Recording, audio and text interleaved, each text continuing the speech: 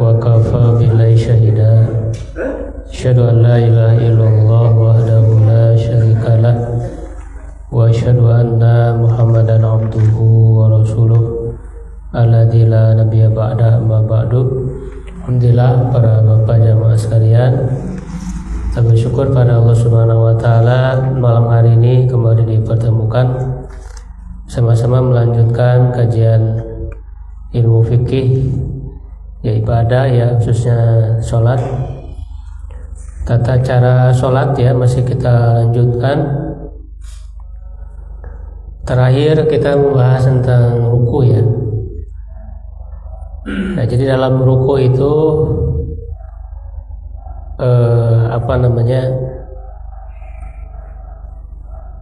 paling minimal adalah seseorang membungkukkan badannya dan memegang ya, tangannya itu memegang lutut ya, memegang lutut kakinya. Nah, kondisi yang ideal yang disunahkan oleh Nabi ya, hendaklah punggungnya itu lurus ya. Jadi kata Rasulullah ya, tulang punggung itu ya kembali ke tempatnya masing-masing ya, ke tempatnya ya, artinya mesti ada lurus ya, dengan kepalanya lurus.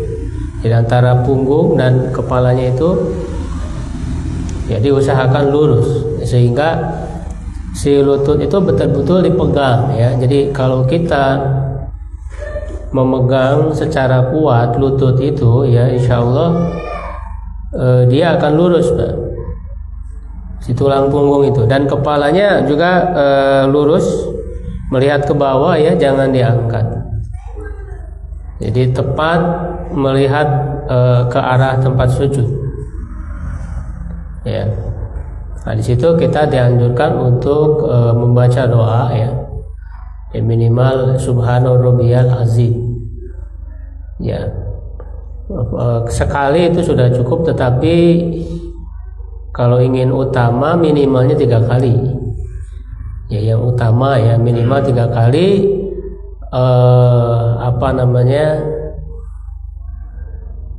Yang bukan maksimal ya, tapi bilangan yang memang ideal itu sampai 10 kali seperti dilakukan oleh Umar bin Abdul Aziz ya, yang dipuji oleh Anas bin Malik. Jadi Anas bin Malik sahabat Nabi pernah melihat ya, Umar bin Abdul Aziz itu ruku dalam rentang waktu hitungan 10 kali membaca tasbih subhanarabbiyal azim 10 kali. Lalu kata Anas bin Malik, aku tidak melihat yang lebih mirip sholatnya dengan Rasulullah ya. Jadi apa yang dia lakukan oleh Umar bin Abdul Aziz itu ya mirip ya dengan yang dilakukan oleh Rasulullah ya, kata Anas bin Malik, karena beliau sahabat mengetahui Nabi, dan Anas itu sahabat yang cukup panjang umurnya, hampir 100 tahun.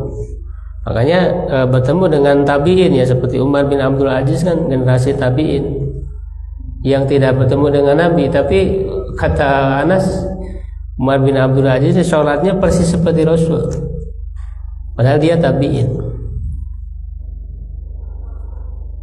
ya. Nah, atau juga doa yang sering dibaca oleh Nabi ya, ini muttafaq alaih ya, subhanakallahumma rabbana wa bihamdika allahumma firli, mengamalkan surat An-Nasr ya. Nah, setelah itu ya kemudian i'tidal ya. Jadi kata Rasulullah ya dalam hadis yang utama ya,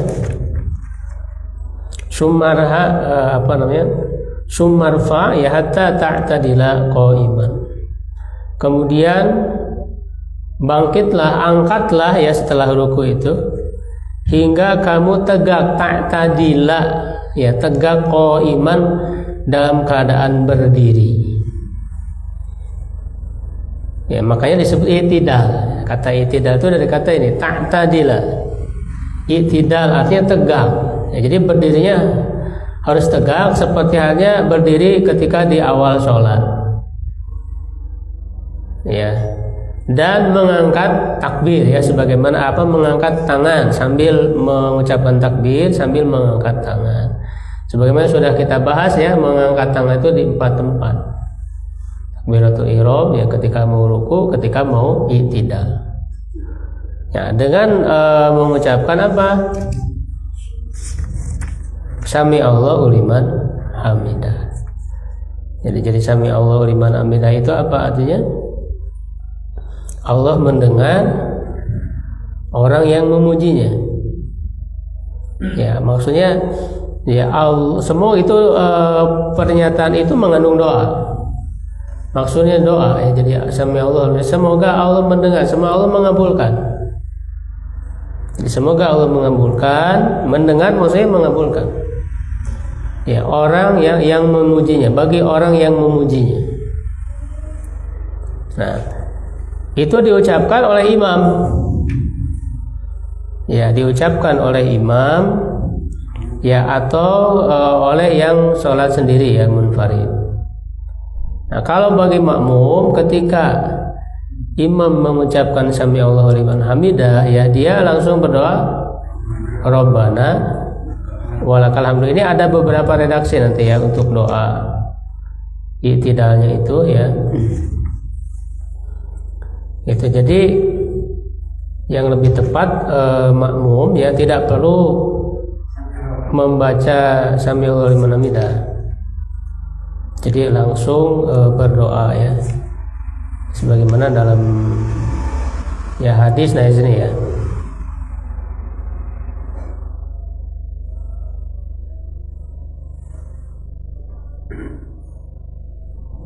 Mana, ya, hadisnya?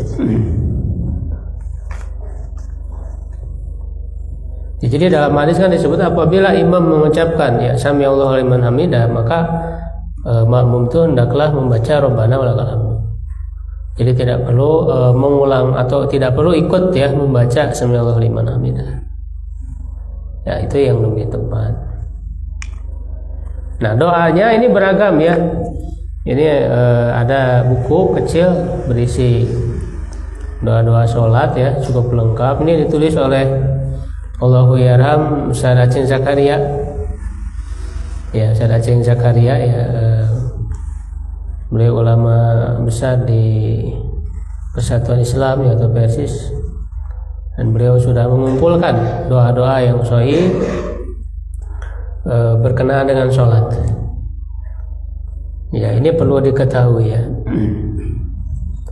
Nah, di sini ada beberapa macam redaksi, ya.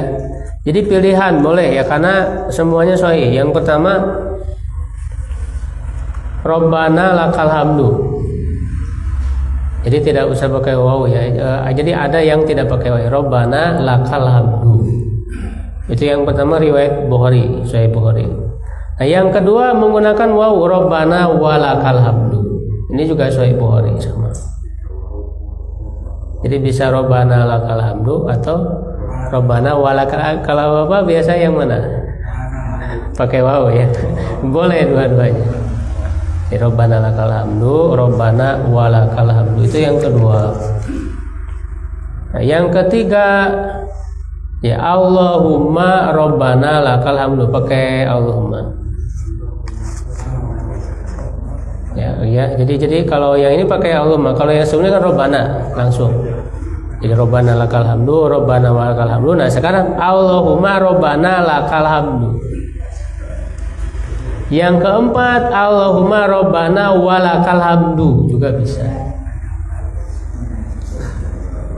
Ya, jadi Allahumma Rabbana lakal hamdu, Allahumma Rabbana walakal hamdu. Jadi ditambah Allahumma dari yang satu yang dua tadi. Ya. Nah, yang kelima, nah ini agak panjang. Kalau tadi yang empat tadi semuanya Bukhari, riwayat Bukhari. Coy. Nah, yang kelima Muslim, riwayat Muslim. Allahumma Rabbana lakal hamdu mil'us samawati wa mil'ul ardi wa mil'u ma syi'ta min syai'in ba'du. Itu agak panjang. Ya, Allahumma rabbana lakal hamdu, tidak pakai waw ya. Ya, ini tidak pakai waw. Jadi Allahumma rabbana lakal hamdu mil'us samawati wa mil'ul ardi wa mil'u ma syi'ta min syai'in ba'du. Ya, itu kan Allahumma itu ya Allah, Rabbana wahai Tuhan kami, lakal hamdu bagimulah segala puji. Kalau pakai wa berarti dan ya, dan bagimulah segala puji. Bagimulah segala puji. Nah, kalau ditambah mil'us samawati artinya sepenuh langit. Sepenuh langit-langit, samawati jamak banyak. Karena langit itu berlapis-lapis. Jadi sepenuh langit-langit, wa mil'ul ardi, dan sepenuh bumi. Jadi maksudnya pujiannya itu banyak. Ya, segala, makanya kan alhamdulillah itu segala puji. Maka di sini dikuatkan lagi pujiannya itu sepenuh langit, sepenuh bumi. Wa mil'u ma syi'ta min syai'in ba'du, dan sepenuh apa yang kau kehendaki setelah itu. Jadi tanpa batasan, sepenuh-penuhnya. Ya, sepenuh apapun yang kau kehendaki setelah itu. Itu yang kelima. Nah, yang keenam, nah ini lebih panjang lagi. Yang keenam, Rabbana lakal hamdu. Ini tidak pakai Allahumma ya. Kalau yang tadi pakai Rabbana lakal hamdu mil'us samawati wal ardi, tidak pakai wa mil'u ya. Mil'us samawati wal ardi, sepenuh langit-langit dan bumi, wa mil'u ma syi'ta min syai'in ba'du ya, sama kayak tadi. Dan sepenuh apa yang kau kehendaki ya dari sesuatu setelah itu. Nah, lalu ditambah ahlas sana'i wal majdi. Ya, ahlas sana'i wal majdi. Ya, dan yang ahli, yang berhak ya, yang ahlas sana'i, yang berhak. Ya, jadi engkaulah yang berhak mendapat pujian dan pengagungan. Ya, sana itu pujian, ya, wal baji dan pengagungan.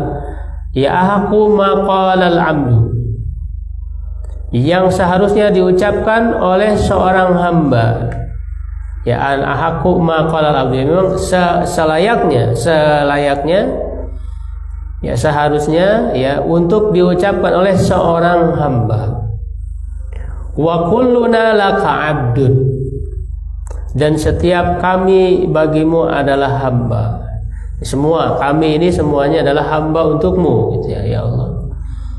Ya, lalu Allahumma la mani'a lima a'taita wa la mu'tiya lima mana'ta wa la yanfa'u dzal jaddi minka. Jadi mirip doa setelah sholat kan ada ya.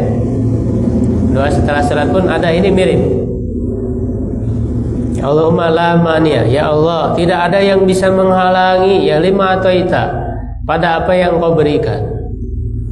Wala mutiya, dan tidak ada yang memberi lima mana tak pada apa yang engkau tahan. Ya, yang engkau halangi. Ya, wala yanfa'u dzal jaddi minkal jaddu. Ya, dan tiada pula yang dapat dan tidak akan bermanfaat kepada yang punya keagungan darimu. Ya, maksudnya siksamu ya, keagungannya.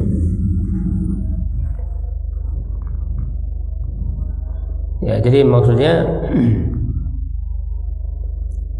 apa namanya ya,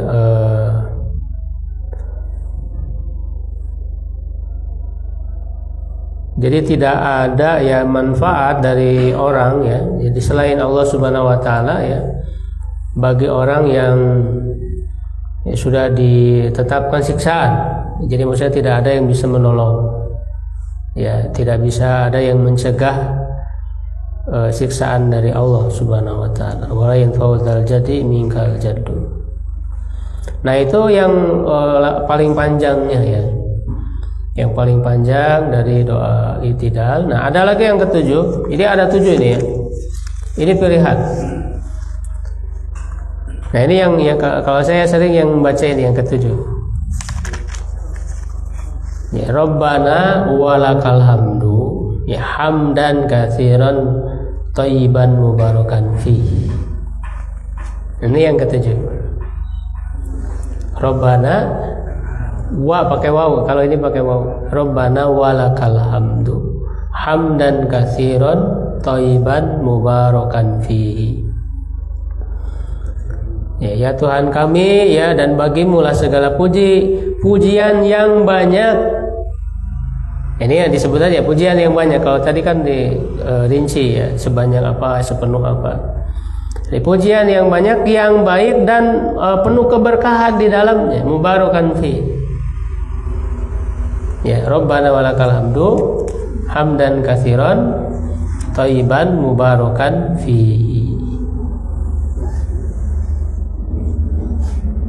Nah, jadi itu ada 7 ya, ada 7 doa ketika i'tidal ya, pilihan.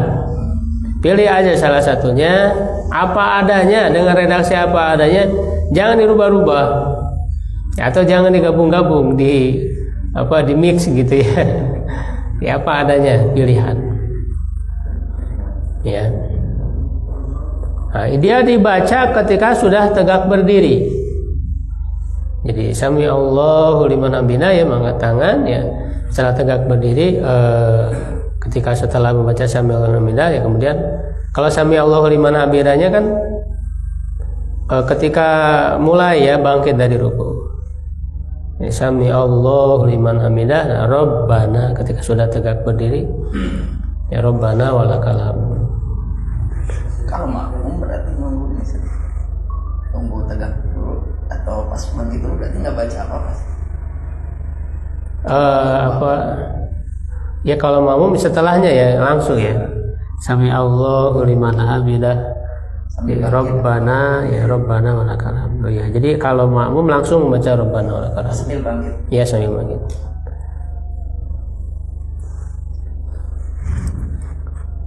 Ya, nah ketika i'tidal itu ya yang lebih tepat atau yang lebih kuat, tangannya dilepaskan ya.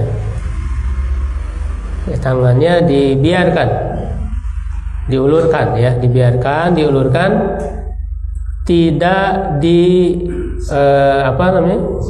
tidak disedekapkan. Ya, karena ada yang bersedekap, ada sebagian mazhab ya. Kenapa? Karena berdalil dengan dalil umum, dalil khususnya nggak ada. Dalil khusus yang menyebutkan Rasul bersedekap, jadi meletakkan tangan kanan di atas tangan kiri ya, di atas dada. Pada saat i'tidal itu dalil secara khusus tidak ada. Jadi ada dalil secara umum.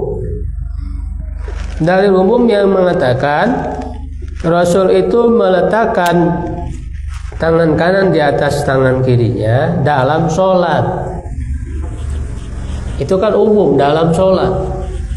Nah, apakah keumuman itu berlaku untuk semua? Kan itu pertanyaannya. Nah, orang yang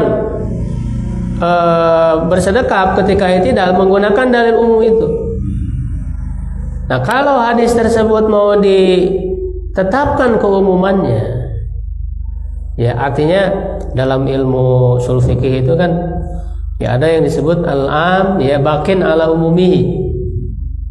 Sesuatu yang umum ditetapkan pada keumumannya. Ya kalau dalil itu yang digunakan ya harusnya konsisten dalam semua gerakan sholat harusnya. Kalau mau digunakan dalil umum itu diberlakukan. Ya berarti kan ketika i'tidal, ketika ruku harusnya, ketika sujud juga harus begini aja terus gitu. Ketika duduk begini juga. Ya kan tidak seperti itu. Artinya hadis tadi yang menyebut Rasul meletakkan tangan kanan di atas tangan kiri dalam sholat tidak berlaku pada keumumannya.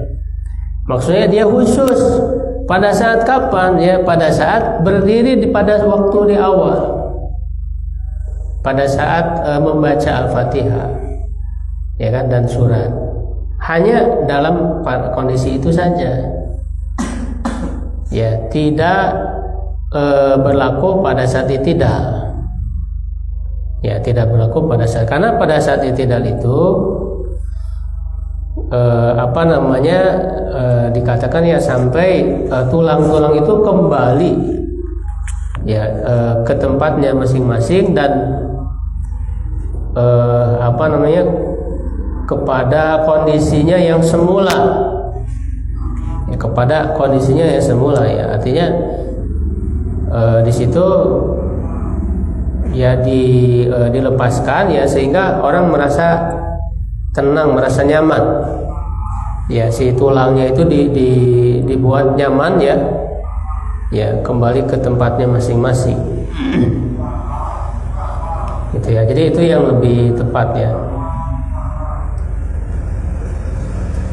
Nah, untuk berdirinya sama harus tegak ya seperti yang sudah disampaikan. Dan ini ada satu faedah ya yang saya simak dari penjelasan seorang syekh dari Mauritania, ya, Syekh Dadau ya hafizahullah. Beliau menyebutkan bahwa manusia itu, tinggi manusia itu sama dengan lebar tangannya.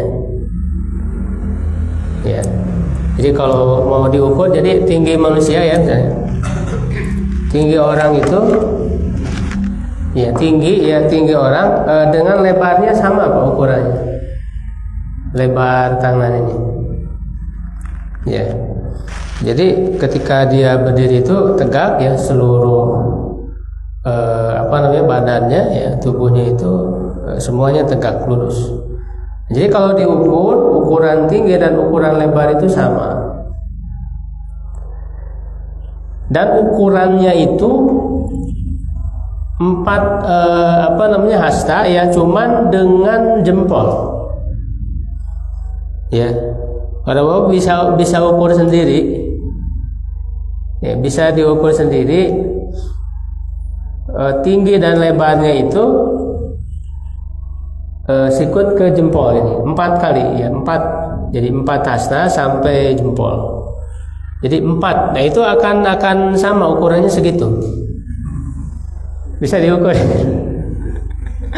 Bisa diukur ya, dari sini sampai ke sini 4. Ya, 4 hasta ya sampai jempol.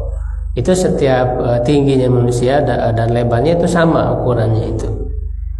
Nah, jadi ketika berdiri itu ya agar seukuran itu. Bisa diukur sendiri lah ya. Dicoba. Nah, termasuk ini jadi patokan juga ketika sujud. Nah, ketika sujud itu hitungannya 3 hasta ini. Ya, ukuran panjang ketika sujud. Nanti pada saat sujud bisa kita ukur ya. Jadi 3 kali ini dari sikut sampai jempol, ya ukurannya 3 kali. Nah, segitu. Jadi itu standar. Ya, kalau orang terlalu pendek, ya berarti terlalu pendek ya. Kalau lebih pendek dari itu terlalu pendek. Nah, kalau lebih dari itu terlalu panjang. Ya, tidak akan nyaman. Gitu ya. Nah, jadi itu ya ukurannya. Ya, kemudian setelah i'tidal ya sudah selesai ya, kemudian sujud. Ya, dan seperti biasa ya mengucapkan takbir, yaitu takbir intiqal ya, perpindahan dari satu rukun atau satu gerakan ke gerakan yang lain ya, mengucapkan takbir. Ya, cuman tidak mengangkat tangan ketika sujud. Tidak ada mengangkat tangan gitu ya. Jadi ketika i'tidal ya langsung ya setelah selesai gitu ya, Rabbana lakal hamdu, Allah langsung ya, Allahu Akbar, sujud. Nah, tadi ukuran sujudnya 3 hasta tadi dengan sampai jempol itu. Secara standarnya ya, ya. tiga asa. Jangan lebih dari itu. Jangan sampai 4 asa, terlalu panjang, berarti seukuran dengan tingginya, itu terlalu panjang. Ya bisa diukur lah, ukuran sujudnya itu. Ya.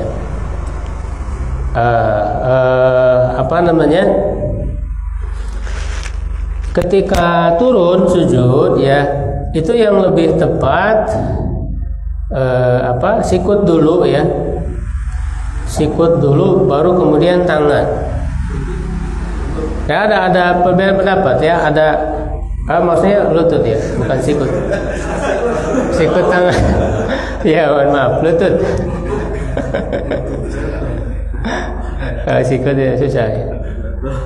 Lutut dulu baru kedua tangan. Karena ada ulama yang berpendapat tangan dulu. Ya, tangan dulu, ya baru kemudian lutut. Ada yang begitu. Ya, karena kan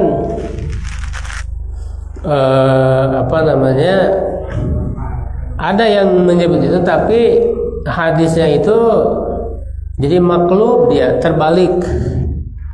Karena larangan dari Nabi itu jangan depa, ya kalau bahasa Sundanya, menderum, ya. Jadi seperti menderumnya unta. Nah, unta itu kan kaki depan itu ibarat tangannya, kan. Ya, justru kalau unta itu dia tangannya dulu, kan, biasanya tangan dulu baru kakinya. Ya, ketika akan duduk itu turun. Ya, nah sehingga yang lebih tepat insyaallah itu lutut dulu baru kemudian tangan. Dan itu juga kalau kita perhatikan sesuai dengan tumakninah gitu, ya. Jadi tenang dalam melakukannya gitu. Tumakninah, santai, ya. Beda kalau tangan dulu agak sulit. Kalau tangan dulu itu, ya agak sulit gitu kan, agak. Ya. Iya. Lututnya jadi sakit. Kalau lansia kan tangan dulu, Ustaz. Kalau lansia. Oh, kalau lansia. Kenapa? Oh, lututnya sakit. Iya, ada sakit. Ya, itu kalau dalam kondisi seperti itu rusak. Ya, selain memang tadi, ya, ada ulama yang membolehkan. Ya. Ya, jadi selain ada ulama tadi yang membolehkan, juga kalau lansia karena sulit, ya, atau sakit, ya itu nggak apa-apa. Ya, nggak apa-apa. Tangan dulu, ya, insya Allah nggak apa-apa. Tapi kalau mampu, ya lutut dulu, ya, insya Allah lebih baik. Lutut dulu, ya, kemudian tangan. Nah, kemudian posisi tangannya, ya, itu sejajar dengan telinga. Ya, sejajar dengan telinga. Maksudnya ujung tangannya dan jempolnya ini sejajar dengan bahu, ya. Jadi ini sejajar dengan telinga. Ya, bawahnya ini, karena ada yang menyebut sejajar dengan telinga dan bahu. Ya, sama seperti pada saat mengangkat tangan. Jadi sejajar dengan telinga gini. Ya, dan bagian jempol atau bawahnya dagu, ya, bahu, ya. Sejajar dengan bahu. Kemudian si jari-jarinya ini lurus menghadap kiblat. Ya, kecuali yang jempolnya menghadap ke telinga. Jempolnya menghadap ke telinga. Ya, dan si jari-jari yang lainnya menghadap ke kiblat, dan dia dirapatkan, tidak direnggangkan, dirapatkan ketika sujud. Karena ada hadisnya, Ya, hadisnya mengatakan, nah ini ya riwayat Hakim dari Wa'il bin Hujar, ya anna Nabiya sallallahu alaihi wasallam, bahwa Nabi sallallahu kana idza raka farraja baina asabihi wa idza sajada dhamma asabihi. Ya, jadi apabila bahwa Nabi SAW apabila ruku merenggangkan jari-jarinya. Kalau ruku direnggangkan. Kayak tadi ya, ketika ruku jari-jarinya direnggangkan gini. Karena dia memegang ya atau mengepal lutut. Ya, nah ini kan kalau secara kuat ya insya Allah membantu untuk supaya tulang punggung ini rata. Ya, gitu. Jadi dipegang enggak secara kuat. Nah, jadi direnggangkan ketika ruku. Nah, apabila sujud, ya dhamma asabiyahu, merafatkan ya jari-jarinya. Nah, jadi ketika sujud agak dirapatkan si tangannya gitu, jangan direnggangkan begini, tapi dirapatkan sambil lurus menghadap ke kiblat. Ya, sekaligus. Nah, ini ada hadisnya.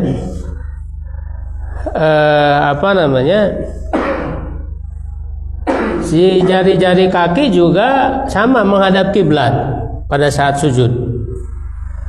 Ya, jadi jari kaki ini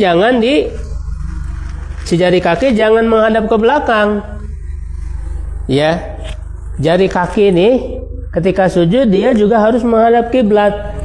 Makanya ditekuk begini, bukan dilepaskan begini.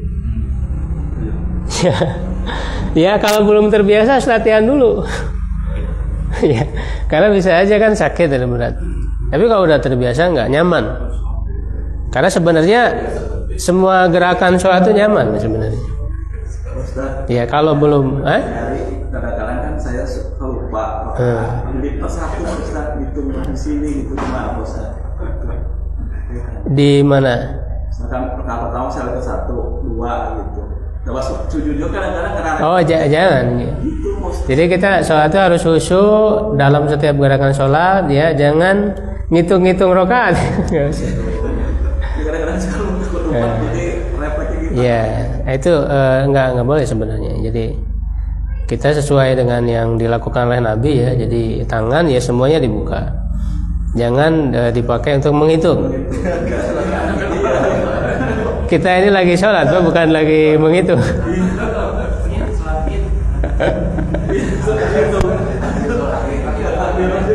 Jadi dia hitungan itu ya dengan kesadaran aja, tidak perlu pakai hitungan jari atau apa. Ngitungnya dengan kesadaran aja, Pak. Insya Allah gitu, dengan kesadaran. Makanya kan kalau udah 2 rakaat ada tasyahud, itu kan sebenarnya membuat kita jadi ingat, udah tasyahud berarti udah 2 rakaat. Gitu. Ya, membantu untuk mengingat. Jadi tidak perlu dihitung pakai jari. Jadi dilipat-lipat, jadi melanggar aturan sholat. Karena tadi harus dibuka semua ya ketika sujud. Nah, ketika sujud itu ada 7 tulang kata Rasulullah. Ya, ini dari Ibnu Abbas. Ya, qala Rasulullah SAW, umirtu an asjuda ala sab'ati a'dhumin. Aku diperintahkan untuk bersujud di atas 7 tulang.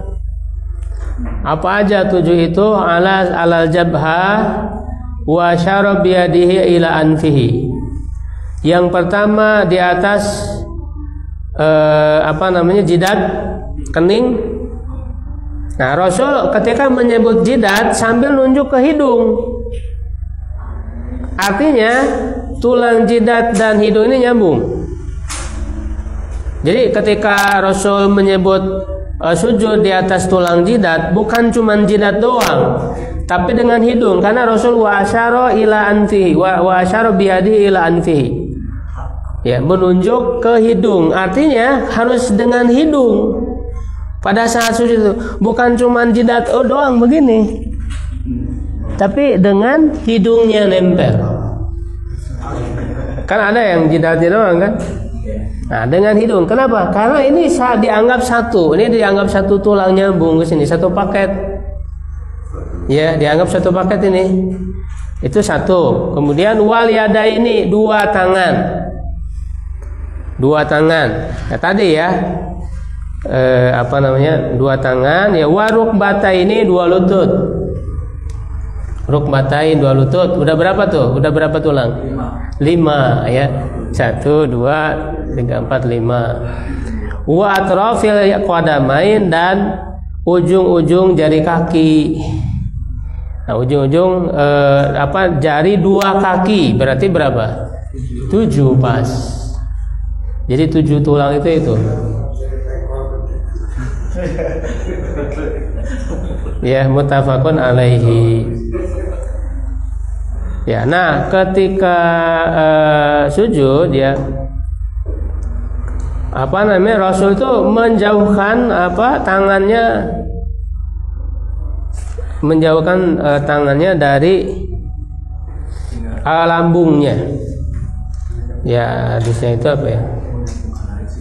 Ya, dari ketiaknya. Jadi tidak nempel ya. Tidak nempel ya, tapi dijauhkan. Ya, ini kan hatta yabdu bayad sampai nampak putih ketiaknya. Jadi agak dijauhkan lutut sikut ya, kalau ini sikut. Jadi kebalik. Sikutnya dijauhkan. Jadi enggak begini gitu.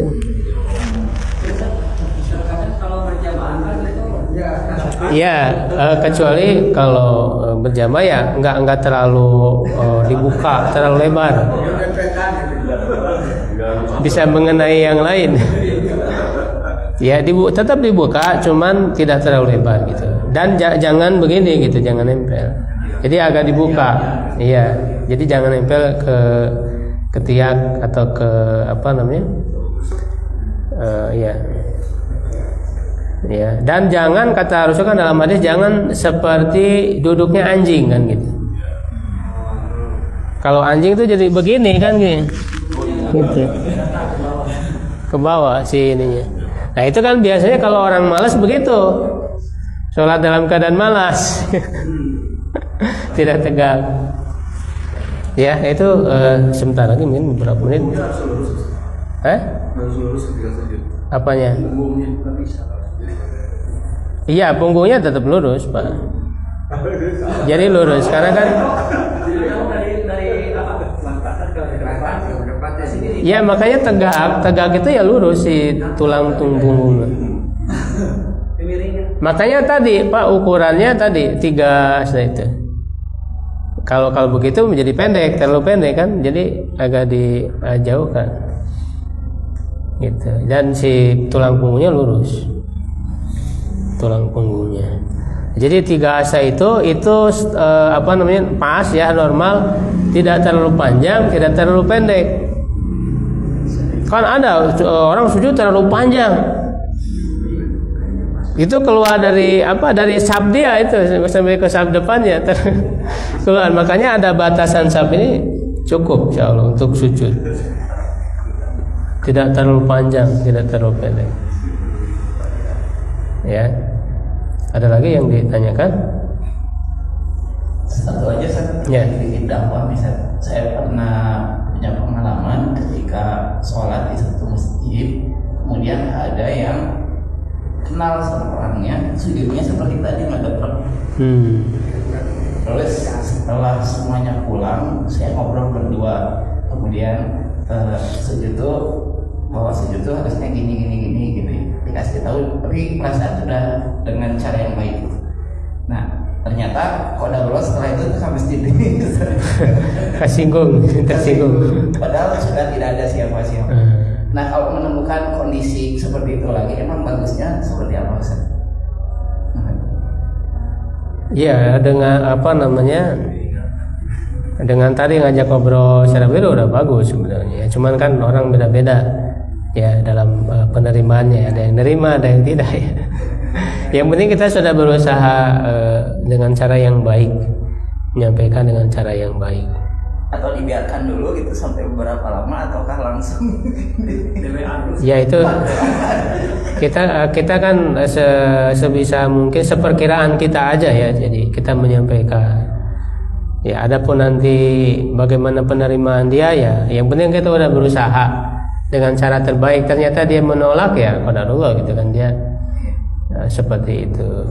Ya, kadang kan kita udah semaksimal mungkin bagaimana cara menyampaikan dengan tetap aja gitu dia tidak menerima, kan ada yang begitu.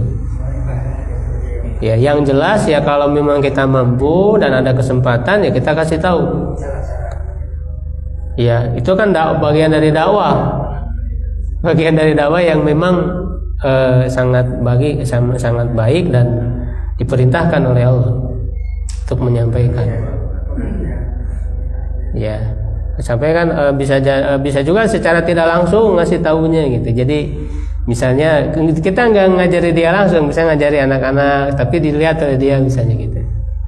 Karena dengan cara seperti itu bisa, ya bagaimanapun caranya lah ya, dengan cara yang terbaik. Ya baik, ya silakan. Mengenai masalah ideal tadi, terus terang saya sampai sekarang kebentuknya itu habis berdiri di bidang itu posisi bersidang ke poster. Oh, sidang. Ya karena waktu kecil pemahaman dari ngaji gitu. Iya. Takutnya menambah gerakan pas berdiri. Dia kasih kepil sampai sekarang seperti ini gitu Pak Ustaz. Oh. Jadi barusan ya bukannya barusan dapat Pak Ustaz. Apa lebih baiknya takutnya sampai sekarang pemahaman saya kalau dilepas gini goyang-goyang kita Pak Ustaz.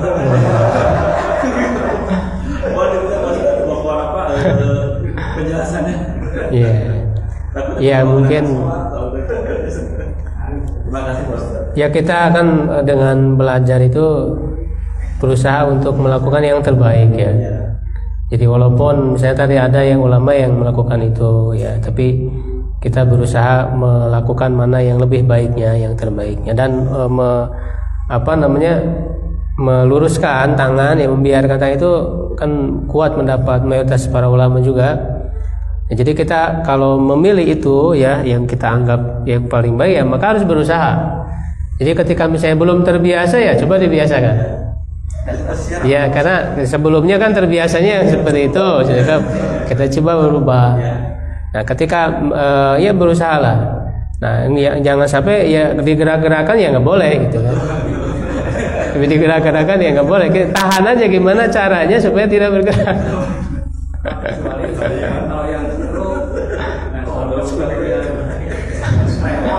Oh iya, tremor ya. Ada yang tremor supaya diam nih, silakan gini tahan. Mas. Ya. Berat. Ada Ustaz yang tampil gini juga cuma. Oh diputar-putar. Iya, itu enggak ada. Enggak ada dasarnya sih itu, Pak. Tidak ada dalilnya, tidak ada contohnya dari Nabi. Ya, dia bukan pakai dalil. Ya, bisa aja pakai apa? Filosofi gitu. Pakai akal dia, ya. Apa sih alasannya kenapa begitu? Bukan dasar dari hadis dari Nabi. Dia punya alasan lain.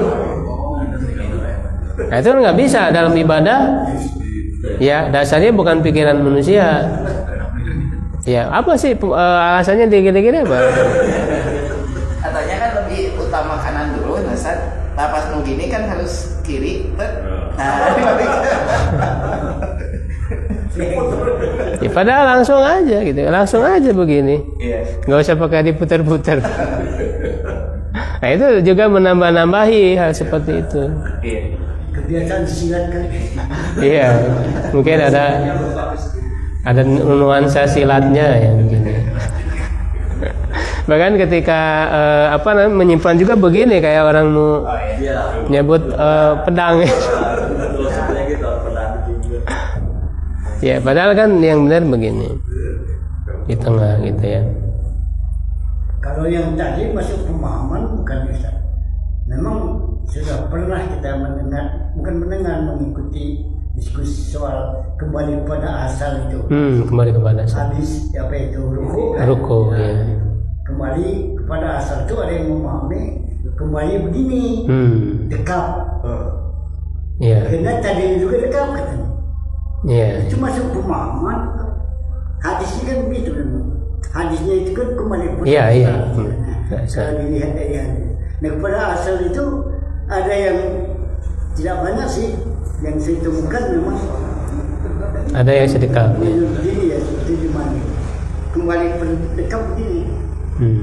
Kalau kita kan, kalau saya kan tahu bilang. Kembali untuk pemahaman saya, kembali itu asalnya begini semua. Dari awal begini kan, baru takbir kan. Jadi dari utuh gitu. Tidak hanya waktu sudah takbir dekat, sudah di ruku dekat lagi gitu. Itu pemahaman itu bukan gitu. Tafsir dari hadis. Iya. Jadi berbeda dalam memahami tadi. Dia yang lebih tepat bahwa kembali kepada asal tulangnya ya. Tulang itu kembali kepada asal secara normal. Secara normalnya orang. Jadi ketika dibiarkan begini kan, jadi dia normal si posisi tulangnya itu. Ya kalau dibuat sedekap, ya ini kan harus ada perintah. Jadi bukan asal. Ya karena dalam ketika berdiri ya membaca Fatihah itu kan ada perintah untuk meletakkan tangan kanan di atas tangan kiri. Di atasnya ada perintahnya. Nah, ketika dalam ibadah itu nggak ada secara khusus perintahnya seperti itu. Ketika disebut kembali ke asal, tulang-tulang itu jadi ke tempatnya masing-masing, ya artinya ya begini, dibiarkan begini, tidak ada gerakan lain. Nah kalau mau sedekah ya harus ada perintahnya secara khusus. Maksud saya nih Ustaz gini, kan ada logika bahasanya kan, kalau pemahaman kan berarti tidak menjadi tidak sah sholat itu. Iya, itu enggak iya. Itu yang penting. Tidak menjadi tidak sah. Maksudnya begitu. Sebab kita diskusikan seperti itu dulu. Saya memahami, saya bilang hadis itu kembali pada asal utuh gitu. Iya. Awalnya kan kita berdiri begini. Dia manda di tengah kan. Iya. Karena hadis itu memang pada asal itu bisa dua pemahaman kan. Iya. Jadi multitafsir dia mana? Iya betul. Nah tinggal yang mana gitu. Maksud saya begitu. Jadi kalau orang kembali pada asal begini tidak ada sangkut dengan hukum kan? Iya betul, tidak masalah ya, insya Allah itu juga sah. Penyimpangan soalnya. Nah, jadi kadang begini dalam masalah fikih itu ya, ketika ada perbedaan kita memilih mana yang lebih kuat, mana yang lebih baik. Itu yang bukan berarti kalau ada orang yang melakukan yang berbeda lalu otomatis sholatnya enggak sah, enggak bisa begitu juga. Apalagi dalam hal yang sifatnya sunnah. Jadi dalam perbedaan itu jangan kalau yang berbeda berarti menyimpang, berarti sholatnya tidak sah, enggak begitu juga. Gitu. Jadi dalam perbedaan itu kita berusaha memilih, mencari mana dalilnya yang lebih kuat sehingga kita amalkan gitu. Itu yang lebih baik. Kita anggap lebih baik. Kecuali yang diputar itu ya. Kecuali yang memang nggak ada petunjuk dalilnya sama sekali. Ya yang ditambah-tambah tadi Pak, putar-putar udah nggak ada ya. Nggak ada petunjuk dalilnya. Ya diputar-putar gitu. Ya baik, sudah azan. Ya terima kasih atas perhatiannya ya, dan bisa kita lanjutkan lagi. Qulu qouli hadza, astaghfirullahaladzim. Assalamualaikum warahmatullahi wabarakatuh.